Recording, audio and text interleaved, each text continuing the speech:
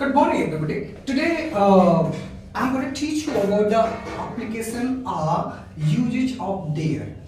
There की मैं अगर बात करूं मैं तो there speak out में सबसे बड़ा रोल अदा करता है।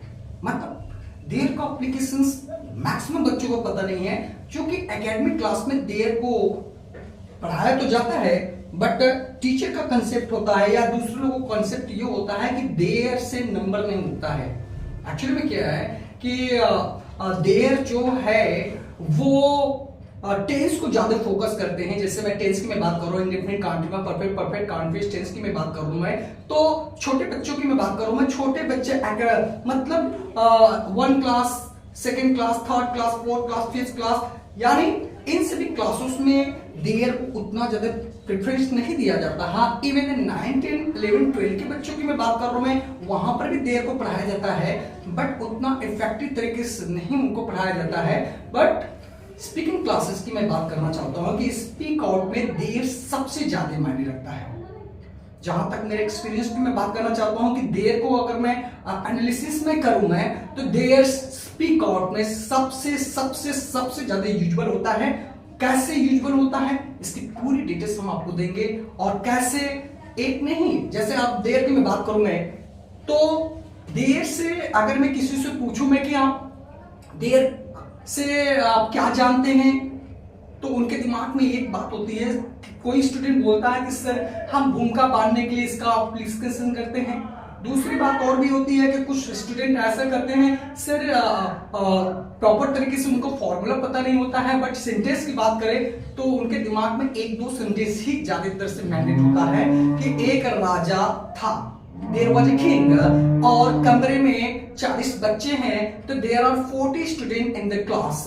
2 ही सेंटेंस उनको पता होता है, बाकी सभी चीजें बहुत ज्यादा सेंटेंसेस जो हम लोग बनाते हैं और स्पीक आउट में सबसे ज्यादा जो यूजुअल चीज होता है उसके बारे में उनको पता नहीं होता है। तो आज के एपिसोड में हम आपको देयर की पूरी स्टेप को बताएंगे। देयर को एक स्टेप में नहीं कंप्लीट किया जा रहा होता है। देयर से पहले ग्रामेटिकल तरीके से बताएंगे, फिर उसके बाद दूसरे एपिसोड में हम आपको देयर से कैसे स्पीकिंग क्लासेस में इसका यूज होता है, कैसे हम इसको यूज करते हैं, और कैसे करोड़ों मतलब करोड़ों की बात आप छोड़िए, अगर आपको आ गया तो आप करोड़ों सेंटेंस बना सकते हैं, बट यहां पर हजारों सेंटेंस हम देयर से बना सकते हैं। आपके दिमाग में देयर से 1-2 सेंटेंस होता है। एक राजा था, देयर वाज किंग, कमरे में 40 बच्चे हैं। बट अगर दूसरे सेंटेंस की बात किया जाए तो मैक्सिमम हिंदी मीडियम स्कूल की मैं बच्चों की बात कर रहा हूं मैं, इंग्लिश मीडियम स्कूल की बच्चों की बात कर रहा हूं मैं, तो उनको ये पता नहीं होता है कि और कैसे सेंटेंस बनाया जाए। तो आइए हम लोग देखते हैं देयर डिटेल्स में। सबसे बड़ी बात मैं करना चाहता हूं मैं, देयर को अगर एनालिसिस करें तो कुछ टर्म्स आप याद करिएगा। देश का मतलब होता है वहां। कुछ कंफ्यूजन से आज हम देयर को ही पढ़ा रहे हैं। दूसरी एक देयर होता है THEIR, देयर मीन्स उनको या उनका। तीसरा वेयर मीन्स कहां। एक होता है इनको वेयर पढ़ते हैं, बट स्पीक आउट में वर्क एप्लीकेट किया जाता है। वर क्या होता है, वर बोलते हैं। और भी ट्विस्टर करना चाहते हैं तो were, if media were not present, ऐसा कुछ है तो वह मीन्स था फिर थी होता है, था थे थी होता है। और तीसरा होता है हियर, और भी हियर्स मीन्स यहां। तो ये लगभग ये जो वर्ड होते हैं देयर, वेयर, वर, हियर्स, एक बच्चों को कंफ्यूज करने वाला एक मैटर्स होता है। तो आज के टिप में हम आपको पढ़ाने जा रहे हैं, एटलीस्ट देयर को पढ़ा रहे हैं। इसका यूजेज नहीं है, ये तो व्हाट्सएप से वर्ड मीनिंग है, ये भी वर्ड मीनिंग ही है, बट ये एप्लीकेशन है, यूजेज है। तो आइए हम लोग देखते हैं। इन स्टेटमेंट की मैं बात करूं मैं, देयर को मैं बता रहा हूं मैं जी। देयर की अगर मैं बात करूं मैं, तो देयर मीन्स वहां होता है, बट यहां पर देयर का कोई भी मतलब नहीं निकलेगा। देयर मीन्स होता है वहां, लेकिन यहां पर कोई मतलब नहीं निकलता है। और इस देयर का एप्लीकेशन भूमिका बनाने के लिए सब्जेक्ट के स्थान पर किया जाता है। किसके स्थान पर किया जाता है? सब्जेक्ट। क्योंकि सब्जेक्ट को अगर एनालिसिस करें तो सब्जेक्ट के बाद के सिंगुलर और प्लूरल सब्जेक्ट होते हैं। सिंगुलर का मतलब आप समझते हैं ही, सी, इट, राम, श्याम, और प्लूरल मतलब आई, वी, यू, दे, तमाम तमाम प्रकार के हमारे प्लूरल होते हैं, सिंगुलर होते हैं। एक कंसेप्ट में हम आपको पढ़ाएंगे, क्योंकि सारी चीजें शुरुआत होती है सिंगुलर प्लूरल से, तो हम सिंगुलर प्लूरल को हम बताएंगे, बट इसमें ना सिंगुलर होता है, प्लूरल देयर ही हमारा मेन सब्जेक्ट के रूप में होता है। और इसी से अगर कोई चीज एक हो तो उसमें सिंगुलर हेल्पिंग वर्ब का एप्लीकेट करते हैं, और प्लूरल होता है तो प्लूरल हेल्पिंग वर्ब का एप्लीकेट करते हैं। तो इस तरीके से, और इस देयर को डमी वर्ड बोला जाता है। कौन सा वर्ड बोला जाता है? Dummy word. डमी मीन्स निरर्थक शब्द। निरर्थक शब्द। ओके, निरर्थक की मैं बात करूं, मैं पहले डमी को आप देख लीजिएगा। डमी क्या होता है? जैसे आप कपड़े की दुकान पर जाते हैं तो डमी रहता है, जो आप कपड़े देखते होंगे, कपड़े का जो पुतला वगैरह नहीं रहता है, तो पुतला जो बनाया जाता है उसको कपड़े उस पे शोरूम में, आप बड़े बड़े शोरूम में देखते हैं तो डमी रहता है। डमी मीन्स क्या होता है? गुमा। डमी किससे बनाया गया है? पहले डमी का मतलब होता है ये डंब से बनाया गया है। डंब मीन्स गुमा। डंब मीन्स क्या होता है? गुमा। गुमा जो बोलता नहीं है, तो भाई पुतला भी तो बोलता नहीं है। दैट्स कॉल्ड डंब से बनाया गया हमारा डमी वर्ड, और इसका मतलब होता है निरर्थक शब्द। जिस शब्द का कोई अर्थ ही ना हो, जिस शब्द का कोई अर्थ ही ना हो, उसे कहते हैं निरर्थक शब्द। तो इस शब्द का, चूंकि इसका मतलब तो वहां होता है, लेकिन यहां पर इसका कोई भी मतलब नहीं निकलता है, और जिसका मतलब नहीं निकलता है उसे डमी वर्ड कहते हैं। जैसे मैंने इट का एप्लीकेशन आपको बताया था, इट के एप्लीकेशन में मैं आपको बताया था इट मींस यह होता है, दिस मीन यह होता है, लेकिन इट का कुछ जगहों पर मतलब निकलता था और कुछ जगहों पर मतलब नहीं निकलता था। बट यहां पर देयर मींस वहां होता है, और यहां पर जो यूजेज होते हैं जब देयर का, तो इसका कोई भी मतलब नहीं निकलता है। कैसे? सब बातें इसी पर डिपेंड होती है कि पहले आप मेन कंसेप्ट को जाने की ये कहां से आया, क्या करना चाहता है, कैसे बनाया गया। जब इनकी जानकारी आपको विजुअली से होगी, तभी कहीं पर जाकर इसके पूरी के पूरी कंसेप्ट को आप समझ पाएंगे। शुरुआती पॉइंट जबरदस्त होना चाहिए, और देयर है बहुत ज्यादा। आइए देखते हैं देयर की मैं बात करूं मैं, तो इसका जो फॉर्मूला होता है, आइडेंटिफिकेशन होता है।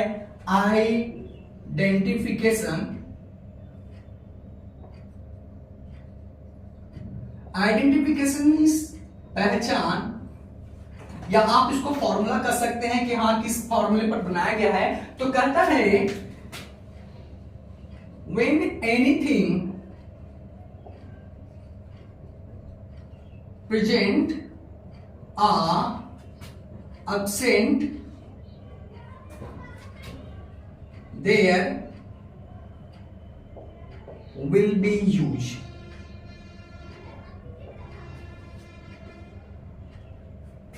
इसको एक बॉक्स में रखिए। ये मेन फॉर्मूला है। मेन फॉर्मूला मतलब होता है कि सभी चीज यहीं से काम कर रहे हैं। कहता है when anything present, anything means चाहे वो सजीव हो चाहे वो निर्जीव हो, मैं उसकी बात कर रहा हूं। एनीथिंग का मतलब आप समझिए कि चाहे वो सजीव हो चाहे वो निर्जीव हो, वो प्रेजेंट हो और अब्सेंट हो। क्या हो? प्रेजेंट हो। एनीथिंग प्रेजेंट और absent, there will be use, there का प्रयोग होगा। देयर का प्रयोग होगा। जैसे एनीथिंग की मैं बात कर रहा हूं मैं, अब एक थोड़ा सा मैं आपसे क्वेश्चन पूछना चाहता हूं मैं। जैसे एक पेन है, जी मैं पहले ग्रामर को मैं पढ़ा रहा हूं मैं, फिर उसके बाद सेकेंड एपिसोड में इसका देखेंगे कि आप इसका स्पीक आउट में कैसे जबरदस्त यूज हो रहा है, सबसे ज्यादा यूजुअल होता है। इसलिए जो चीजें यूजुअल होता है उस चीजों को बहुत अच्छी तरह से जानकारी ले। वैसे जानकारी के अनुसार मैं आपको बता देना चाहता हूं मैं कि जितने भी मैं एपिसोड को मैं शूट कर रहा हूं, मैं जितनी भी नॉलेज है, मुझे लगता है, मेरे अनुसार मुझे लगता है कि सब चीज यूनिक है। जिसने बनाया होगा, जिसने रिटेन किया होगा, जिसने इतनी बड़ी नॉलेज को रिटेन किया होगा, I salute to such the candidates कि वो बहुत बड़े ज्ञानी होंगे। एक हर एक चीज का कैलकुलेशन सिस्टमैटिक ढंग से रखे हैं। पता नहीं था, शुरुआती दौर में मुझे पता नहीं होता था कि हाँ ये चीज भी इतनी मायने रखते हैं, लेकिन जैसे जैसे मैं टीच करता गया, एक्सपीरियंस आता गया, एक्सपीरियंस के आधार पर मैं समझ सकता हूं मैं, और समझ रहा हूं मैं कि वाह, I salute to system candidates कि क्या नॉलेज, क्या उन्होंने सिस्टमैटिक ढंग से रखे और कितनी अच्छे ढंग से। तो आई would also say to you that से कि व्हेन एनीथिंग प्रेजेंट्स, मैं एक पेन है, ये मैं बात कर रहा हूं मैं, तो एक बार बताइए, इसमें इंडेफिनिट नहीं है, कंटीन्यूअस टेंस नहीं है, परफेक्ट नहीं है, परफेक्ट कंटीन्यूअस टेंस है, कोई टेंसेस तो नहीं है, कोई मॉडल्स भी नहीं है, मॉडल्स मींस मोडल्स भी नहीं है, कोई स्ट्रक्चर्स भी नहीं है, क्या है, यूजेज है। अब एक पेन है, क्या ट्रांसलेट होगा? तो कुछ बच्चे बताते हैं there is a pen.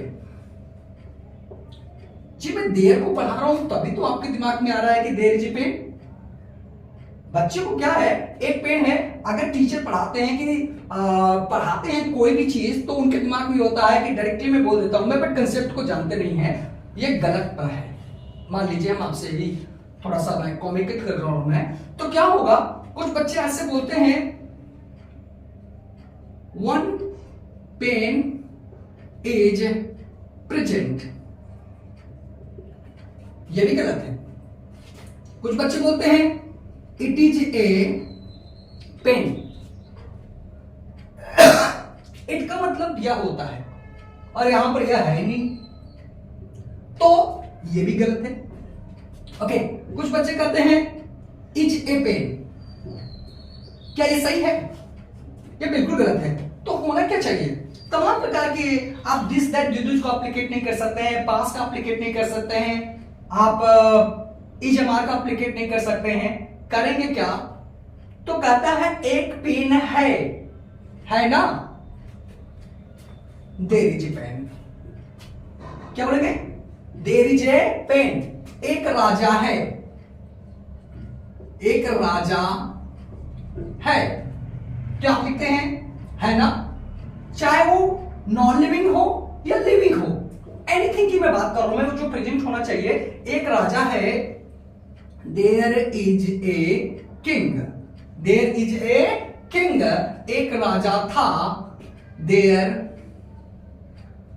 Was a king, एक राजा था ना, बीते समय में एक राजा था, एक राजा है, प्रेजेंट है। अभी मैं प्रेजेंट को मैं फोकस करूंगा, पहले प्रेजेंट को देख लीजिए, एब्सेंट का ऑटोमेटिकली आ जाएगा। रीजन है कि नो नॉट लगा के आप बनाते हैं, एब्सेंट को दिखा देते हैं। तो प्रेजेंट को जानिए, कैसे प्रेजेंट को हम लोग जानते हैं, एलाबोरेट कैसे करते हैं, इसके बारे में पूरी आप जानकारी लिए। एक राजा होगा, देयर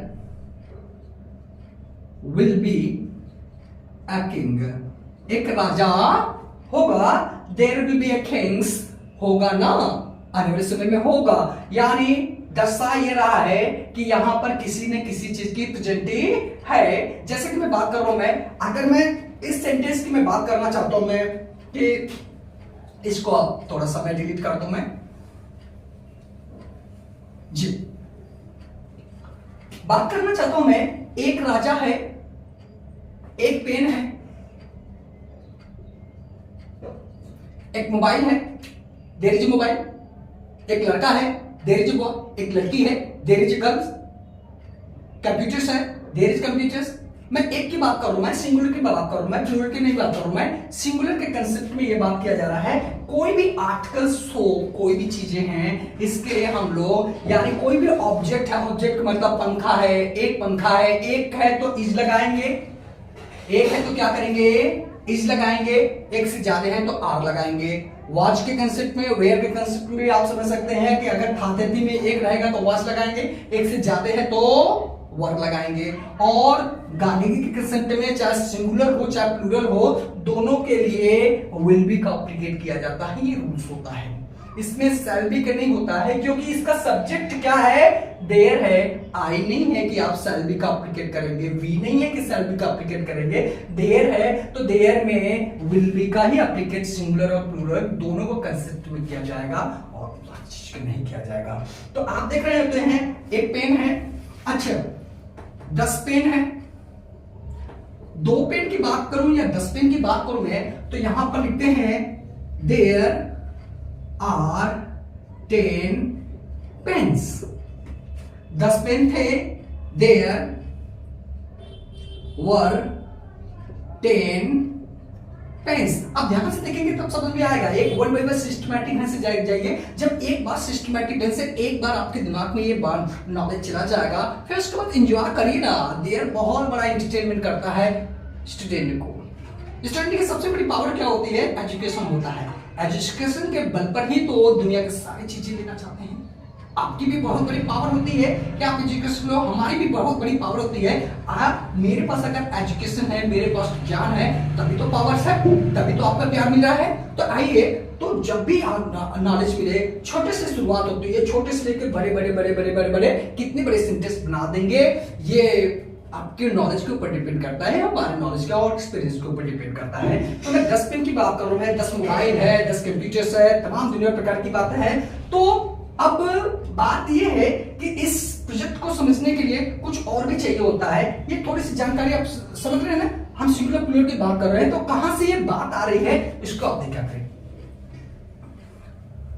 ये फॉर्मूला यूजुअल से, इस फॉर्मूले की मैं बात करूं, मैं जो फॉर्मूला यूजुअल होता है वो काफी ज्यादा यूजुअल होता है और उसी के पैटर्न पर सारी चीज चलता है। अब मैंने अपने आप से बच्चों को टीच करने के लिए मैंने एक फॉर्मूला बताया, तो इस फॉर्मूले पे लेके चलेंगे तो आपको बिल्कुल अच्छे से कहीं पर दिक्कत नहीं होगी। जैसे सूत्र क्या है, सूत्र पे बात करूं मैं तो 2 सूत्र बनाया गया है। पहला है पेन है, दूसरा है पेन है कहां, चाहे जहां, पेन है। अब इस सूत्र पर पहले चलिए, कभी ये सूत्र काम करता है, कभी ये सूत्र काम करता है, दोनों सूत्र अल्टरनेटिव पर काम करते हैं और दोनों का जबरदस्त है। तो आपको पहले ट्रांसलेट तो करना आना चाहिए। जैसे एक राजा है, राजा है, एक राजा है, तो आप एक है तो आप लगाएंगे, जाहिर सी बात है कि देयर इज ए किंग। एक लड़का है, देयर इज अ बॉय, एक लड़की है, देयर इज अ गर्ल्स। चांद है, देयर इज मून। एक है तो ए लगाइए, एक नहीं है तो ए मत लगाइए, बट इज का एप्लीकेशन करेंगे। सूर्य है, देयर इज सन, राइट। तारे हैं, देयर आर स्टार्स। तमाम दुनिया प्रकार की बातें। तो एक राजा है, there is a king, 10 mobile है, there are 10 mobiles, there are 10 है ना। ओके, आप इसके बारे में बात कर रहे हैं। दूसरे प्रकार की बात मैं करना चाहता हूं, मैं दूसरे पैटर्न्स है कि कमरे में एक पेन है, कमरे में एक पेन है, तो पेन है क्या है, पेन है कहां, कमरे में। तो पहले आप इसको देखिएगा, 2 भागों में ट्राई करिएगा। ये पहला एक ऐसा टेंस होता है जो इधर से न ट्रांसलेट करके हम इधर से ट्रांसलेट करते हैं, यानी सबके दिमाग में रहता है ट्रांसलेशन करने का मतलब होता है कि सबके दिमाग में इधर से ट्रांसलेट करना चाहते हैं, सब्जेक्ट इनके दिमाग में रहता है कि इधर से फाइंड करें। बट ये एक ऐसा टेंस है जो थोड़ा उल्टा ट्रांसलेट करते हैं। इसको देखिएगा, पेन है यानी एक पेन है कहां, कमरे में, चाहे जहां। कमरे में एक पेन है, टेबल पर पेन है, मेरे जेब में एक पेन है, अलमारी में एक पेन है, मेरे बैग में एक पेन है। पेन है कहां, चाहे जहां तो एक पेन है, पहले इसका ट्रांसलेशन करिएगा। एक है तो जाहिर सी बात है कि देयर इज ए पेन लगाएंगे, राइट? कहां? In the room. ओके, मेरे जेब में एक पेन है, मेरे जेब में एक पेन है, मेरे जेब में मोबाइल है, मेरे जेब में पैसे हैं, मेरे जेब में तमाम दुनिया प्रकार की चीजें हैं। तो मेरे जेब में एक पेन है, एक पेन है कहां? कुछ बच्चे बोलते हैं जेब में, नहीं, पूरा चीज बोलिए, पूरी ड्रेस बोलिए मेरे जेब में। जेब की बात नहीं कर रहा है, पूरे की बात करिए कि एक पेन है कहां? मेरे जेब में। तो पहले इसका ट्रांसलेशन करिएगा, there is a pen in my pocket. There is a pen in my pocket. मेरे जेब में एक पेन था, राइट? मेरे जेब में एक पेन था, there was a pen in my pocket. और मेरे जेब में एक पेन होगा तो there will be a pen in my pocket. बात समझ में आ रही? जैसे आसमान में तारे हैं, अब देख लीजिएगा, आसमान में तारे हैं। आसमान में क्या है? तारे हैं। तारे हैं कहां? आसमान में। तो कहता है अब भाई तारे हैं तो एक से ज्यादा होगा, देयर आर स्टार्स। कहां? In the sky. There are stars in the sky, right? जंगल में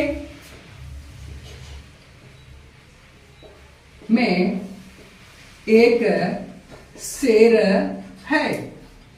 जंगल में एक शेर है। अब इसका ट्रांसलेशन, एक शेर है कहां? जंगल में। तो there is a lion in the forest. बाहर भीड़ है, भीड़ है कहां? बाहर।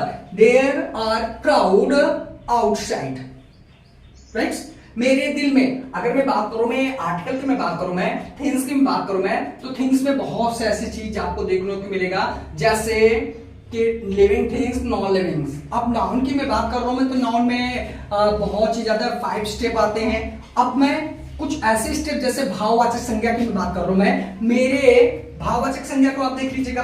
आपने सिंगुलर प्लूरल के बारे में जाना, सिंगुलर क्या होता है, प्लूरल क्या होता है, दोनों टेंस को आप पकड़ रहे हैं, दोनों फॉर्मूला को पकड़ रहे हैं। फॉर्मूला भी ये होता है कि पहला फॉर्मूला कभी एक्टिवेट हो रहा है, कभी दूसरा फॉर्मूला एक्टिवेट होता है। जैसे मेरे गांव में क्या है, मेरे गांव में बहुत से मंदिर हैं, तो देयर आर मेनी टेंपल, बहुत से मंदिर है कहां? मेरे गांव में। तो there are many temples in my village. और मेरे गांव में क्या है? बहुत से हैंडपैप हैं, बहुत से, राइट है कि नहीं, और बहुत से पेड़ हैं, पशु हैं, पक्षी हैं, डिसिप्लिन, तमाम दुनिया प्रकार की बात है।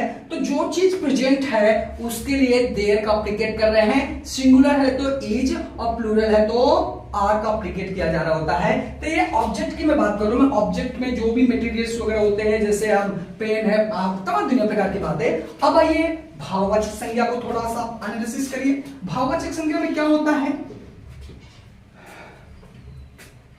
भाववाचक संज्ञा की मैं अगर बात करूं मैं, तो भाववाचक में आपको देखने को मिलेगा, यह फॉर्मूला बहुत इंपॉर्टेंट है। भाववाचक संज्ञा की मैं बात करूं मैं, मेरे जीवन में बड़ा कष्ट है। मेरे जीवन में बड़ा कष्ट है, मतलब कष्ट कोई लिविंग थिंग नहीं है, भाव है, इसको गिना नहीं जा सकता है। बड़ा कष्ट है, और जिसको गिना नहीं जा सकता है, एटलीस्ट बड़ा कष्ट है। कुछ बच्चे ऐसा करेंगे, my life there are many problem. नहीं, गलत है। My life, in my life there are many problem, no. ऐसे बनाइए, बड़ा कष्ट है कहां? मेरे जीवन में। कहां? मेरे जीवन में। तो यहां पर देखिएगा, there are lots of problem कहां? In my life. There are lots of problem in my life, मेरे जीवन में बड़ा कष्ट था। There were lots of problem in my life, और मेरे जीवन में बड़ा ही कष्ट होगा या रहेगा, तो there will be lots of problem in my life. Formula पता है तो किसी मूड में आप ट्रांसलेट कर सकते हैं, कोई भी मूड बच्चे चूज कर सकते हैं, ये आपके ऊपर डिपेंड करता है कि हम क्या है। और बहुत गम है, बहुत कष्ट है, बहुत खुशी है, मेरे परिवार में मस्ती ही मस्ती है, और दुनिया में शांति है, दुनिया में बहुत बेरोजगारी है, दुनिया में बहुत प्रकार के कष्ट है, बहुत सुख है, बहुत दुख है, जीवन में अच्छाई भी है, बुराई है। There are so many goods, there are so many evils, there are so many positive, there are so many negative in our lives. So everybody also know that से कि हम लोग जो भी बात कर रहे हैं देर से बात कर रहे हैं, और देर की मैं बात करूंगा जैसे कि आप ले लीजिए, आप अपने घर की मैं बात करूं, मैं अपने घर में ले लीजिएगा तो इस स्पीक आउट के दायरे में रहता है, सब कुछ दिखलाइए ना, दिखलाइए सब कुछ, पंखा है मेरे कमरे में, आप कमरे की मैं बात कर रहा हूं, तो कमरे की अगर मैं बात करूं मैं तो क्या है, मेरे घर में पंखा है, वॉशिंग मशीन है, कूलर है, फ्रिज है, राइट, डिसिप्लिन है, रूल्स है, रेगुलेशंस है, मॉम है, डैड है, राइट, मॉम है, डैड है, सब कुछ है, everything is there is everything in my family, there is everything in my life, सब कुछ है, राइट, देयर इज एवरीथिंग। सारे देर बार देर निकल रहा है, आपने देर कितना किया, 2 सेंटेंस किया, हम जब से बात कर रहे हैं आपसे देर के ही बारे में बोलते जा रहे हैं, आप जब समझ जाएंगे तो आप भी बोलते रहिए। कौन करता है आपको रोकने वाला, कौन है, स्टूडेंट, टैलेंटेड गाइज को रोकने के लिए रोकने वाला कोई नहीं होता है, वो अपना खुद ही दुनिया होती है, उसकी दुनिया अलग होती है, उसकी दुनिया। But I would also say to you that कि let you also take the complete knowledge about there को और भी बढ़ाइए और भी करिए। जैसे कि मैं एक फॉर्मूले की मैं बात कर रहा हूं, मैं एक चीज है आपने क्या बच्चों को मैं देना चाहता हूं, मैं जैसे कॉमेडी क्या करेंगे, एक जाइए कमरे में, जैसे तालाब में पानी है, तालाब में क्या है, पानी है, पानी में मछली है, पानी में क्या है, मछली है, मछली में क्या है, मछली में क्या है, कांटे हैं, मछली में कांटा रहता है कि नहीं, ओके, मछली में कांटा भी रहता है, और कांटे में क्या रहता है, कांटे में क्या रहता है, कैल्शियम है, कैल्शियम है, तालाब में पानी है, पानी में मछली है, मछली में कांटे हैं, और कांटे में क्या है, कैल्शियम है ना, क्या पानी है, कहां, तालाब में मछली है, कहां, पानी में कांटे हैं, कहां, मछली में कैल्शियम है, तो पानी है, देयर इज वाटर्स, कहां, इन पॉन्ड, ओके, तो पानी में मछली है कहां, पानी में, देयर इज लगाइए, आर लगाइए, मान लीजिए एक से ज्यादा है, मछलियां हैं, जैसा आपको समझ में आए, देयर आर फिशेस, कहां, इन वाटर, मछली में कांटे हैं, कहां, मछली में, देयर आर थॉर्न, या कांटे को जो भी बोलते हैं आप अपने हिसाब से कुछ देख लीजिए करिएगा, राइट है कि नहीं, thorn means THORN, thorn in fish, right, और आप यहां पर यस डाल दीजिएगा, सिंगुलर प्लूरल को आप भी देख लीजिएगा, कांटे में कैल्शियम से, देयर इज कैल्शियम, कहां, इन थॉर्न। तमाम प्रकार की ऐसे आप देख लीजिएगा, ऐसी चीजें जैसे आप भी बना सकते हैं। आकाश में, कमरे में प्रकाश है, अब देखिए ये बात आप समझ रहे हैं ना। और ऐसे ही और भी हम इंटरेस्टिंग बनाइए, जैसा कि आप जान सकते हैं, किसी को किसी में दिखा दीजिए, इससे क्या फर्क पड़ता है। जब आपको नॉलेज रहेगा तो सबको सबका एप्लीकेट कर सकते हैं। जैसे मैं बात कर रहा हूं, मैं कमरे की मैं बात नहीं कर रहा हूं, मैं कमरे में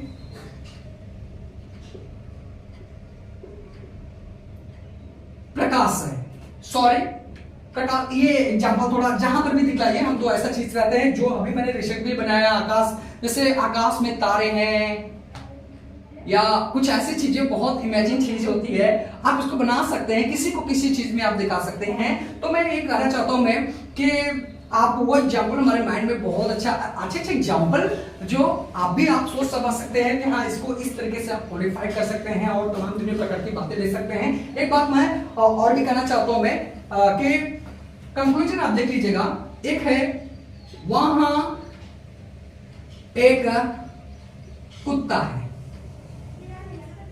वहां एक कुत्ता है, तो कुत्ता है, एक कुत्ता है, कहां, कंक्लूजन में निकाल रहा हूं मैं। मतलब आप समझ रहे होते हैं कि हमने सेंटेंस को कैसे मैंने बनाया, छोटे छोटे सेंटेंस, उससे बड़े उससे बड़े उससे बड़े, कॉमेडी का और तमाम दुनिया प्रकार की बात है। तो वहां एक कुत्ता है, कुत्ता का मतलब एक कुत्ता है, कहां, वहां। तो पहले इसका ट्रांसलेट करिएगा, देयर इज ए डॉग, कहां, वहां, वहां का क्या होता है, देयर। एक सेंटेंस में दो दो देयर, एक सेंटेंस में दो दो देयर। इस देयर का मतलब होता है और इस देयर का मतलब नहीं होता है, ये सब्जेक्ट के स्थान पर लगाया जाता है, इससे डमी वर्ड बोलते हैं। क्या वर्ड बोलते हैं, डमी वर्ड बोलते हैं। डमी मतलब इसका कोई अर्थ नहीं निकलता है, और जिसका अर्थ नहीं होता है उसको तो डमी वर्ड बोलते हैं। मतलब आप किसी चीज को दिखलाना चाहते हैं, मेरे हाथ में घड़ी है, there is a watch in my hand, there is a watch in my hand, rights. मेरे दिल में कष्ट है, मेरे दिल में खुशी, देयर, राइट्स। तो आप समझ सकते हैं, मैं बार बार बार बार बार बार बार बार बार बार वीडियो के माध्यम से आपके दिमाग में मैं बोलना चाहता हूं, मैं कहीं और भी नहीं करना चाहता हूं। मैं जो सेंटेंसेस हमारे दिमाग में आ रहे हैं वो सेंटेंस कहां से इमर्ज हो रहे हैं, यहां से हो रहे हैं। यानी प्रेजेंट की मैं बात कर रहा हूं, मैं किसी चीज को प्रेजेंट दिखला रहा हूं मैं, चाहे वो ऑब्जेक्ट हो या अब्स्ट्रैक्ट हो। ऑब्जेक्ट मतलब कोई सामान वगैरह है, कोई चीजें हैं, और ऑब्स्ट्रैक्ट्स मतलब भाव है, कोई भाव, ऑब्जेक्ट हो या ऑब्स्ट्रैक्ट हो, भाव हो, भाव में सुख दुख कष्ट, राइट्स, जीवन मरण, ये सब भाव है। तो ऑब्जेक्ट हो चाहे ऑब्स्ट्रैक्ट हो, दोनों चीज अगर आपको शो करना है कहीं पर भी, उसके लिए देयर का एप्लीकेट करते हैं। छोटी से छोटी चीज, बड़ी से बड़ी चीज को आप देख सकते हैं। जैसे एक बुक्स आ रही है, बुक्स को मैंने बार बार मैं रेफरेंस कर रहा हूं मैं कि ऑक्सफोर्ड इंग्लिश करेंट ट्रांसलेशन की ट्रांसलेशन, एक होता है ग्रामर का होता है, ग्रामर में टोटली इंग्लिश में दिया रहता है, बट इंग्लिश का आप मत लीजिएगा, रीजन्स, क्योंकि प्रैक्टिस करना होता है, आपको ग्रामर पोर्शन स्ट्रॉन्ग करना है। तो जब ग्रामर पोर्शन को स्ट्रॉन्ग करना होता है तो हमें क्या है, प्रैक्टिस की जरूरत पड़ती है। मान लीजिए सीबीएसई इंग्लिश मीडियम स्टूडेंट की मैं बात कर रहा हूं, मैं they speak the habit to speak English language, but उनका ग्रामर पोर्शन स्ट्रॉन्ग नहीं रहता है, वो स्पीक आउट बहुत तेज करते हैं, बिकॉज एनवायरमेंट बहुत अच्छा होता है, उनका भी मेंटेनेंस बहुत अच्छा होता है, they maximum give the time to study always, but Hindi में वो भी बहुत तेज होते हैं, बहुत होते हैं, तो उनका ट्रांसलेशन बहुत अच्छा होता है। बट जिसका ट्रांसलेशन अच्छा नहीं हो, चाहे इंग्लिश मीडियम स्कूल के बच्चे की मैं बात करूं, मैं हिंदी मीडियम स्कूल के बच्चे की बात करूं, मैं ग्रामर को तो सबको लेना चाहिए होता है। जब आपका ग्रामर पर मजबूत पकड़ होती है, तो जब ग्रामर से आप बोलते हैं तो आपको पता चलता है कि हम कहां से बोल रहे हैं, कहां पर कहां जाना है। जैसे कि हमें कहां पर देयर का एप्लीकेट करना है, कहां पर इट का एप्लीकेट करना है, कहां पर पास्ट का, कहां पर tenses, indefinite, continuous, perfect, participle, सारे टेंस तो यूजुअल नहीं है। आपको लगता है कि सारे टेंस यूजुअल है? नहीं, सारे टेंस यूजुअल नहीं है, कुछ टेंस का बहुत जबरदस्त एप्लीकेशन होता है और कुछ का सपोर्टिंग रोल में होता है। तो हमें जानकारी सबका चाहिए होता है, छोटी से छोटी और बड़ी से बड़ी चीज की जानकारी होनी चाहिए होता है। और जब तक हम जानेंगे तब तक हमको पता नहीं चलेगा।